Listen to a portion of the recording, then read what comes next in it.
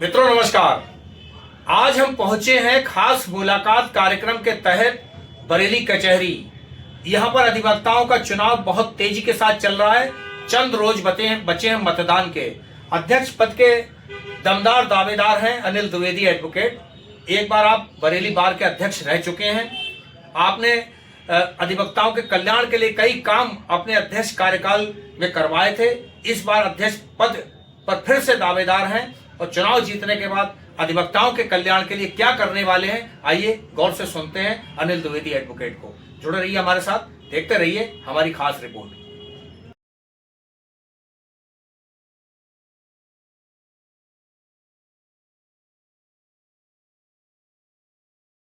हो रहा है, कुछ ही दिन बचे हैं मतदान के और अध्यक्ष पद के दावेदार अनिल द्विवेदी एडवोकेट को आप कैमरे में देख रहे होंगे। द्विवेदी सर, हमारे दर्शक आपको देख रहे हैं, कई अधिवक्ता साथी आपको सुन रहे हैं। कब से आप बरेली कचहरी में वकालत कर रहे हैं? पहले भी आप अध्यक्ष शायद रह चुके हैं, किस सन में रह चुके हैं? इस बार अध्यक्ष का पद पर चुनाव जीतने के बाद क्या रहेगा आपका रोड मैप, क्या रहेगा एजेंडा, क्या रहेगा मैनिफेस्टो अपने अधिवक्ता साथियों के लिए? अनिल द्विवेदी जी, पहले तो अपने मित्रों, साथियों और अपने दर्शकों को मेरा सादर नमस्कार। सब मेरे मित्र मुझे सहयोग दें और मेरे साथ जुड़े। ये विश्वास दिला सकता हूँ कि ना टूटा हूँ, ना टूटूंगा, ना झुकूंगा, ना भीगूंगा।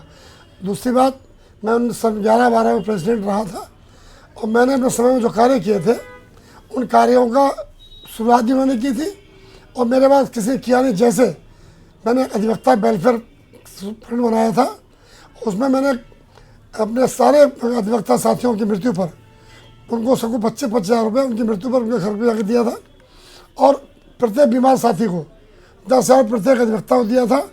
किसी की एप्लीकेशन खारिज नहीं की थी। मेरे पहले मेरे बाद आज तक कार्यक्रम किसी ने आगे नहीं बढ़ाया। इसका मुझे खेद है। हमारे कई साथी अधिवक्ता असामाजिक मृत्यु प्राप्त हो जाते हैं, घर में साधन नहीं होता है, इस पर कोई ध्यान नहीं देता है। जबकि वोटर नहीं रहते, मर चुके होते, पर मुझे अपने साथियों प्रेम था, मैंने उसके प्रेम के तहत तो कार्य किया। मैंने अपने टाइम में प्रत्येक न्यायालय 5 कुर्सियाँ पर लिखा होता था केवल अधिवक्ताओं के लिए, इसलिए डलवाई थी ताकि हमारे साथी अधिवक्ता लोग खड़े ना रहें। आज सिपाही बैठा है और हमारे बड़े सीनियर खड़े थे। ये दुर्भाग्यपूर्ण स्थिति है, इसका मैं समाधान करूँगा। तीसरी बात कि जो हमारे शौचालय स्वच्छता की बात है, तो स्वच्छता के दृष्टिकोण महिला शौचालय और बाकी स्वच्छता की बड़ी समस्या है।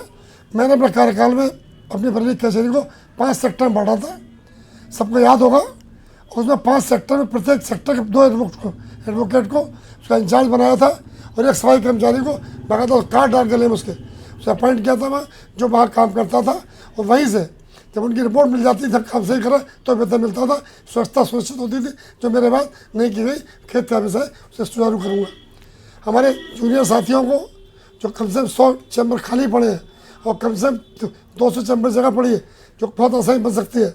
300 चैम्बर अगर बढ़ जाते तो आज जो नौजवान बच्चा सड़कों में खड़ा है, इसे मौका नहीं मिलता। लोगों को 2-2 चैम्बर डुप्लीकेट नामों से, फर्जी नामों से इसकी व्यवस्था करूँगा ताकि नौजवानों को सम्मानपूर्वक बैठने की जगह मिल सके।